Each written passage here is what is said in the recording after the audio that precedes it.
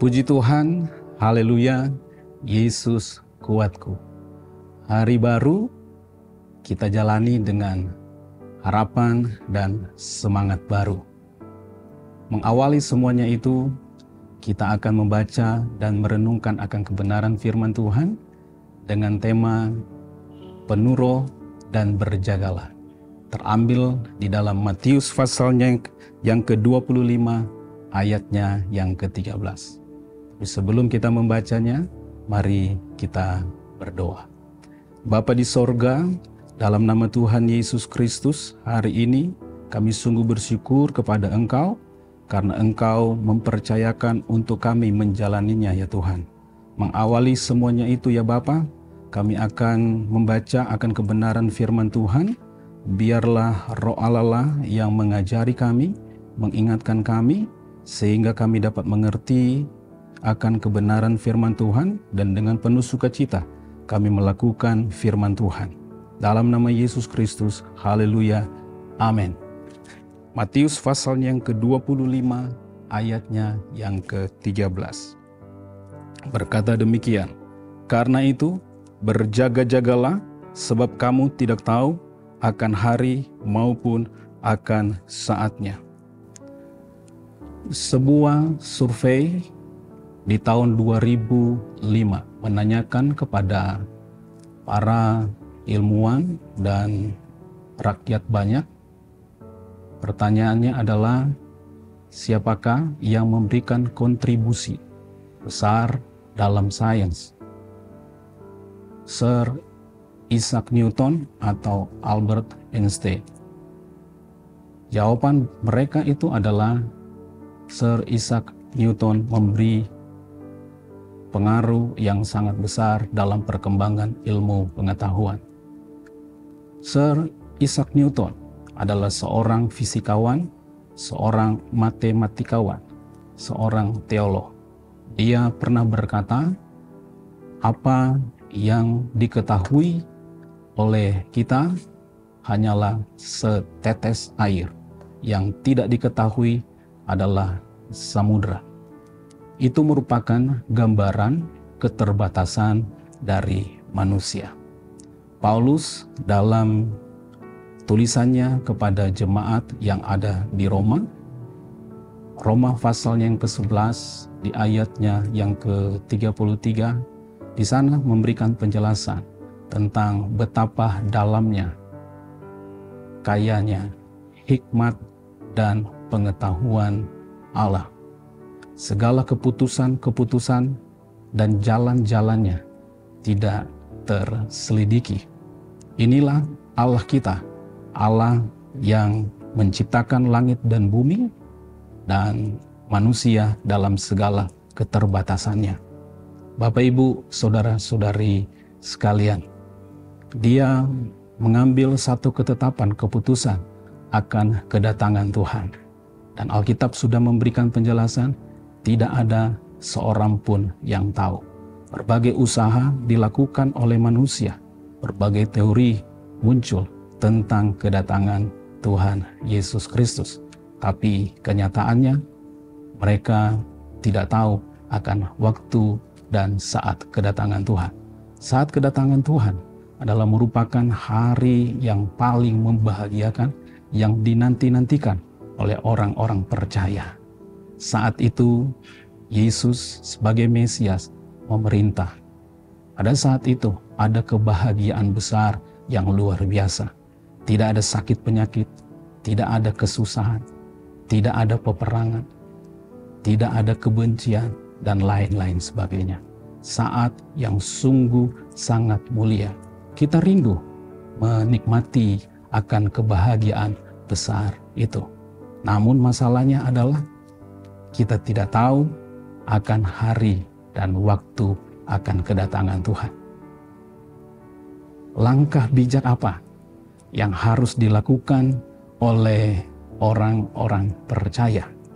Nasihat firman Allah berkata, penuh roh dan berjaga-jagalah. Apa yang dimaksud dengan penuh roh? Alkitab mengajar kepada kita, orang yang penuh oleh roh adalah orang yang dikuasai oleh roh. di mana hidup oleh Roh dan hidup di bawah pimpinan Roh.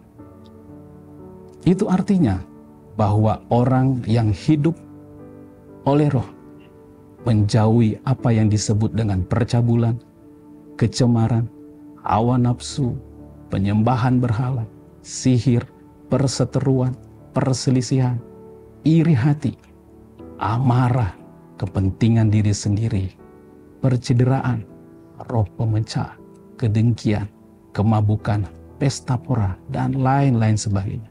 Itu yang dikatakan dalam kitab Galatia. Yang ada dalam kehidupan orang yang penuh oleh Roh, kasih, sukacita, damai sejahtera, kesabaran, kesetiaan, kemurahan, kebaikan, penguasaan diri. 9 karakter Roh, buah-buah Roh itu ada dalam kehidupan kita. Bapak, Ibu, saudara-saudari sekalian, hal yang kedua, langkah bijak dari seorang yang menantikan akan kedatangan Tuhan. Hal yang kedua itu adalah berjagalah. Berjagalah. Apa yang dimaksud dengan berjaga? Di dalam Injil Lukas mengajarkan kepada kita yang dimaksud dengan berjaga-jaga itu adalah, mari kita membaca ayat itu supaya kita bisa lebih mengerti dan memahaminya. Lukas pasalnya yang ke-12, ayatnya yang ke-37 dan ayatnya yang ke-43. Saya bacakan untuk Bapak, Ibu, saudara-saudari sekalian. Berbahagialah hamba-hamba yang didapati tuannya berjaga-jaga ketika ia datang. Sampai di situ saja. Untuk ayatnya yang ke-43 dikatakan, yang dimaksud dengan berjaga-jaga, dikatakan begini, berbahagialah hamba yang didapati tuannya melakukan tugasnya. Jadi yang dimaksud dengan berjaga-jaga adalah seorang yang melakukan tugasnya dengan sebaik-baiknya, dengan setia. Haleluya. Apa yang Tuhan sudah tugaskan dalam kehidupan kita, Bapak, Ibu, saudara-saudari sekalian. Sebagai seorang hamba Tuhan, sebagai seorang pelayan Tuhan, lakukanlah itu dengan setia. Sebagai seorang ibu rumah tangga, lakukanlah itu dengan setia. Sebagai seorang pekerja, usahawan, dan berbagai profesi yang lain, lakukanlah itu dengan setia. Karena itulah yang diinginkan Tuhan. Itulah cara kita mempersiapkan diri, berjaga-jaga untuk kedatangan Tuhan kedua kali. Ada yang bekerja sebagai mungkin ojek online, sebagai pekerja-pekerja buruh, dan lain-lain sebagainya. Lakukanlah itu dengan setia. Sebagai nelayan, sebagai petani, lakukanlah itu dengan setia. Karena dengan cara itulah kita melaksanakan apa yang Tuhan percayakan atas kehidupan kita. Jadi Bapak, Ibu, saudara-saudari sekalian, penuh Roh dan berjaga-jagalah, cara bijak yang kita lakukan untuk keterbatasan kita, karena ketidakpengetahuan kita akan hari dan saatnya akan kedatangan Tuhan Yesus Kristus. Nah, kemudian apa manfaatnya kita melakukan langkah bijak ini? Penuh Roh dan berjaga-jagalah. Bapak, Ibu, saudara-saudari sekalian, kalau kita melihat di dalam kitab Galatia pasalnya yang ke-5, ayatnya yang ke-23, kelanjutan dari buah-buah Roh, dikatakan di situ bahwa tidak ada hukum yang menentang semuanya itu. Ini artinya kita dapat hidup tenang, tidak dikejar rasa bersalah. Haleluya. Itu manfaat yang luar biasa.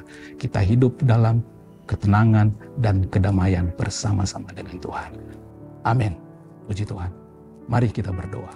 Bapa di sorga, kami sungguh bersyukur kepada Engkau. Janji firman Tuhan bahwa Engkau akan datang pada kali yang kedua. Kami harus mengambil langkah bijak, yaitu penuh oleh Roh dan berjaga-jagalah.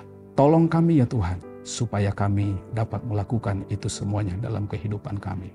Dalam nama Yesus Kristus, haleluya, amin. Bersama Yesus, aku kuat.